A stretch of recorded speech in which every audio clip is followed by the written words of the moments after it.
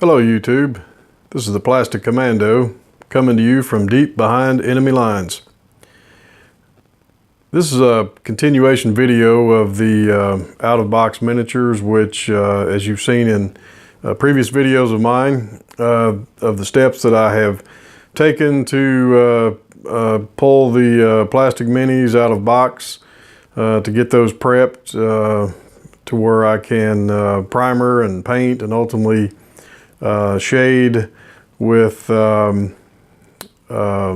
Painter soft tone shade, and then ultimately some matte varnish to seal the miniatures up and get them ready for gameplay.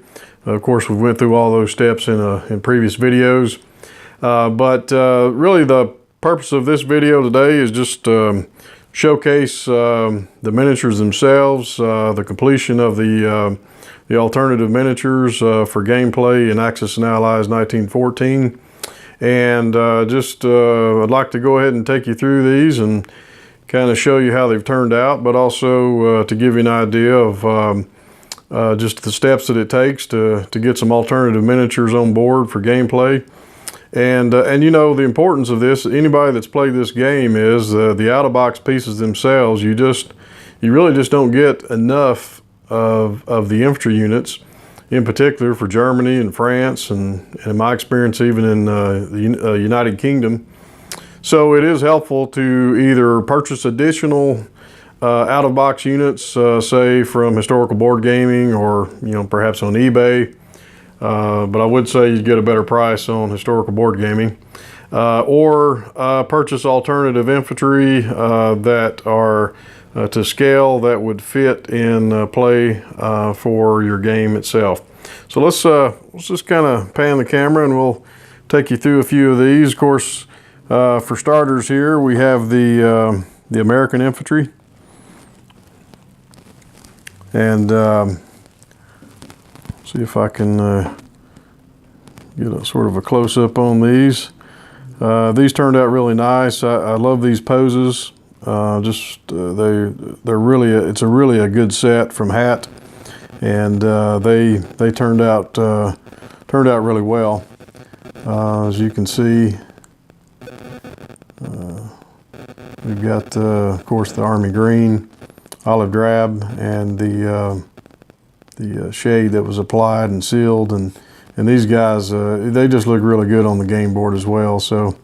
So that's the American infantry, which I'm using as alternative infantry.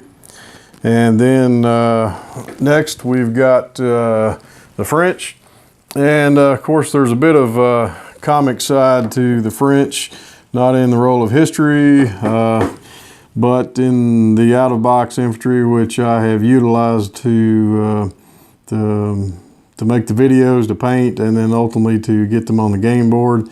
As you may have seen through previous videos, I started out with a dark blue. I called an audible, if you will. I felt like the dark blue was not particularly what I was looking for, so I went for a French blue, which was a lighter blue.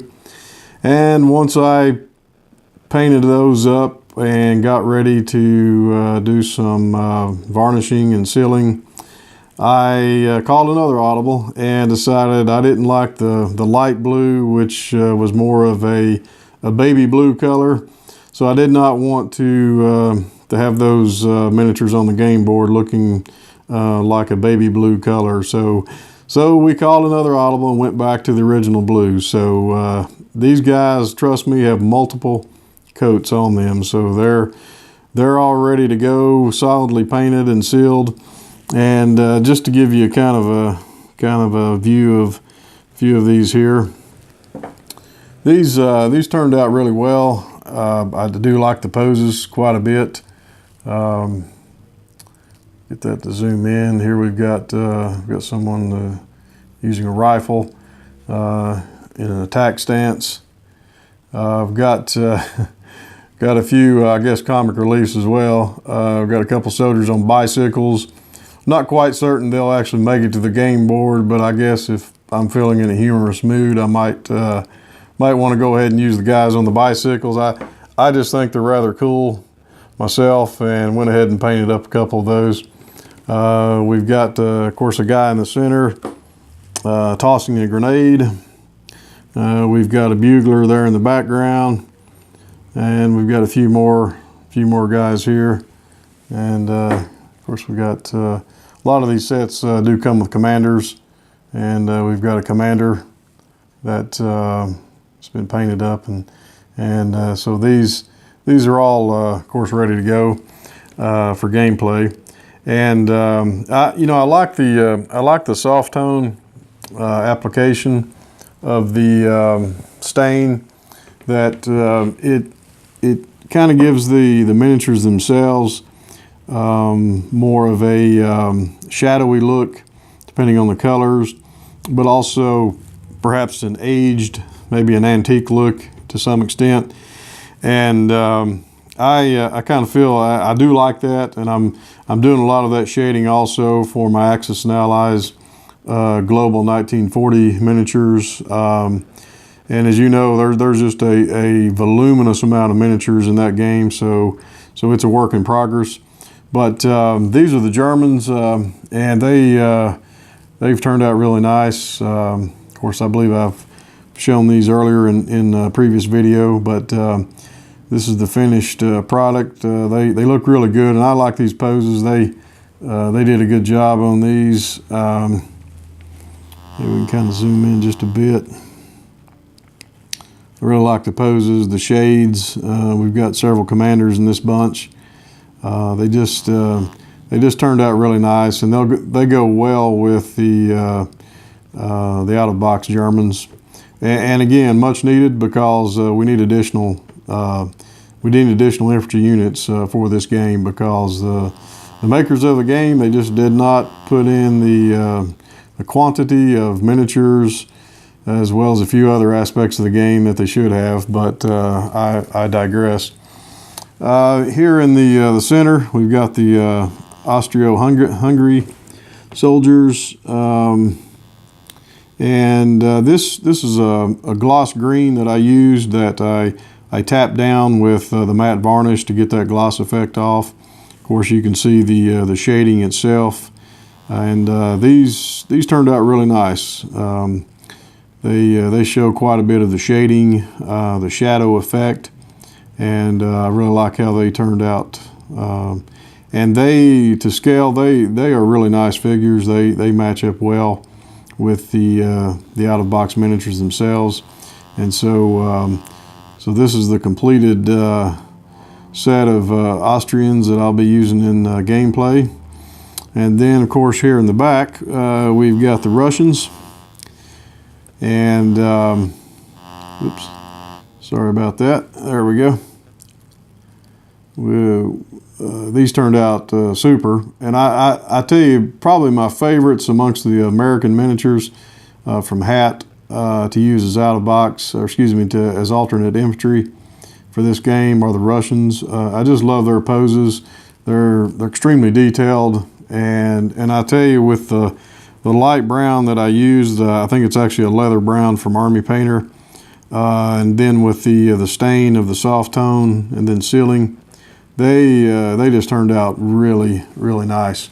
And to kind of give you an idea, we'll put this guy up to the camera, and you can just see the detail in the miniatures themselves, but also with the soft tone shade, you can kind of get an idea of how that turned out as well. So really like these guys a lot, and actually in future I may actually, whoops, he fell down, but may actually do a few more of these Russians as well. And then moving over here to the right, sorry for the jerking of the camera here, we've got the Ottomans, and these turned out really nice. Had a bit of a hard time with the color, trying to match, but I think what I inevitably am going to do is I'm going to paint even the out-of-box miniatures as well, and do the same process with the painting and the shading and the sealing with matte varnish. So there's all a consistent paint scheme. But for the most part, the paint schemes, as you have seen, do match up really well. with the color schemes of the out-of-box infantry, as well as the miniatures themselves. And of course the Ottomans, we've got the commander there in the middle. We've got multiple poses, and these again, these just look really good on the game board, so pleased with how they turned out. And then over here to the far right, of course you may have seen a few of these guys in my previous video on house rules for German East Africa, but this is the Schutztruppe, the German Schutztruppe, that will be making a presence in Africa. Perhaps not that many, but these are an excellent class of German soldiers for Africa. And of course we've got the commander right there in the middle, General Paul von Lettow-Vorbeck, and we'll certainly be utilizing him in the East African campaign. But I really like these guys. They turned out nice. I will say though that the miniatures, they're amongst all the other miniatures that I've used as out of box, they're just slightly larger to scale. Nothing that particularly noticeable, but in terms of a scale, they're not my favorite. But I do like the poses, in particular that they're colonial troops, German Schutztruppe, which provides a different variety to the game in Africa.